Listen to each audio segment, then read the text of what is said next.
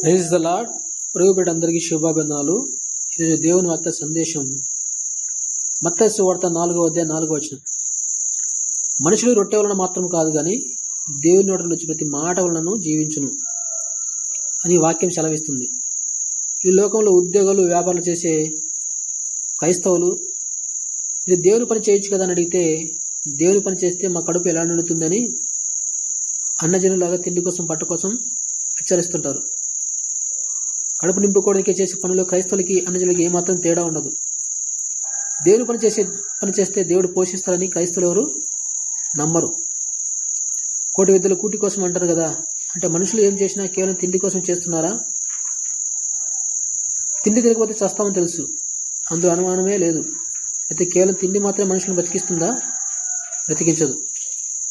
సినాయి కొండ మీద మోషే 4 రోజులు దేవునితో గడిపినప్పుడు తిండి నీళ్లు లేకపోయినా ఆయన ముఖము ప్రకాశించినట్లుగా చూడగలం. యేసు ప్రభు అరణ్యంలో 4 రోజులు ఉపవాసం ఉన్నాడు. ఆయన ఆకలిగా ఉన్నప్పుడు సాతాను తిండి విషయంలో ఆయన శోధించింది. నువ్వు దేవుని కుమారుడివైతే ఈ రాళ్లను రొట్టెలగునట్లు ఆజ్ఞాపించమని ఆయనకు రచ్చగొట్టింది. రాళ్ళని రొట్టెలు చేయగల శక్తి ఆయనకు ఉన్నప్పటికీ ఆయన సాతానుకు లొంగలేదు. వాక్యం ధర ఎదిరించాడు. మన అవసరతలో ఉన్నప్పుడు సాతాను మనల్ని కూడా శోధిస్తుంది. మన అవసరతలో మనం దేవుని మీద ఆధారపడకుండా మన శక్తి మీద ఆధారపడమని రెచ్చగొడుతుంది. అందుకే అనేక మంది విశ్వాసులు దేవుని పనిచేసేవారు తమ అవసరతలో దేవుని మీద కాకుండా వారి మీద వారు ఆధారపడుతూ సాతాను ఉచ్చులో చిక్కుకుంటున్నారు. రాళ్ళను రొట్టెలు చేయగల శక్తి ఉన్నా కూడా యేసు సాతాను మాట వినకుండా ఆహారం గూర్చిన వాక్యం ద్వారా సాతాను నోరు ఊపించాడు. దేవుడు కూడా ఆహారం విషయంలో మనల్ని శోధిస్తాడు.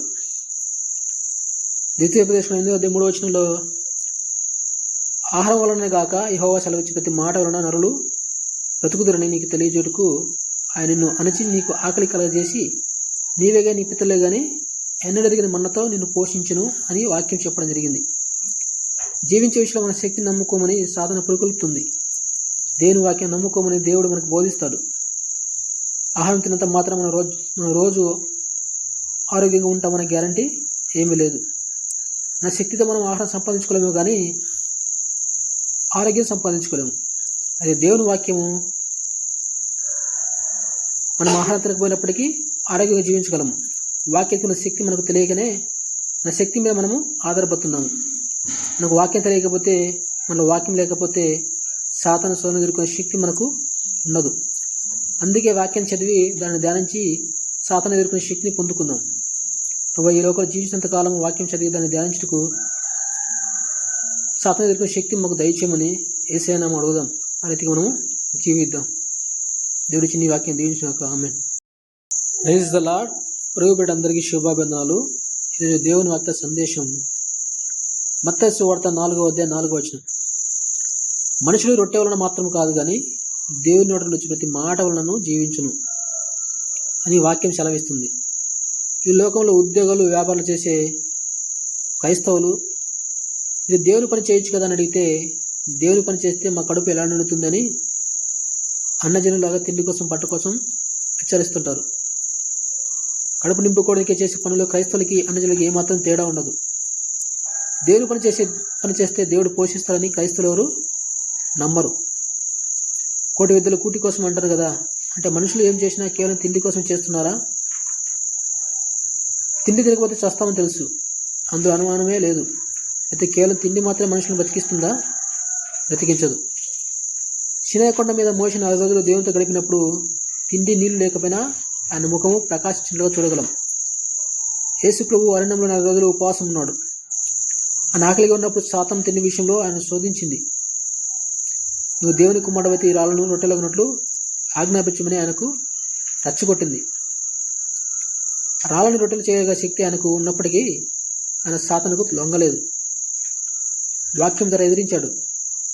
మన అవసరతలో ఉన్నప్పుడు సాతాను మనల్ని కూడా శోధిస్తుంది. మన అవసరతలో మనం దేవుని మీద ఆధారపడకుండా మన శక్తి మీద ఆధారపడమని రెచ్చగొడుతుంది. అందుకే అనేక మంది విశ్వాసులు దేవుని పనిచేసేవారు తమ అవసరతలో దేవుని మీద కాకుండా వారి మీద వారు ఆధారపడుతూ సాతాను ఉచ్చులో చిక్కుకుంటున్నారు.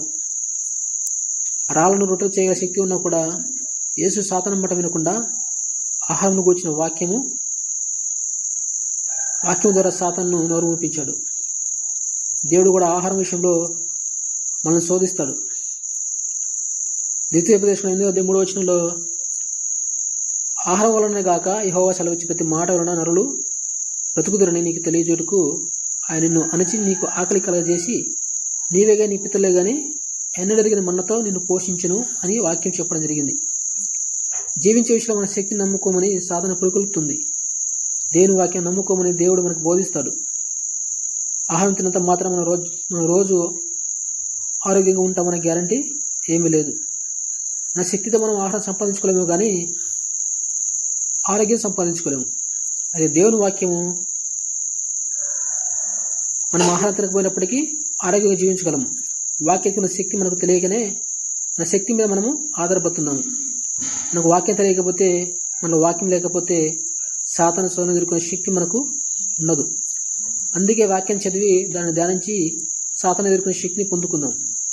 ప్రభు ఈ లోకంలో జీవించినంత కాలం వాక్యం చదివి దాన్ని ధ్యానించుటకు సాతాను ఎదుర్కొనే శక్తి మాకు దయచేయమని యేసయ్య నామమున అడుగుదాం. ఆ రీతిగా మనము జీవిద్దాం. దేవుడి చిన్ని వాక్యం దీవించుగాక. ఆమేన్.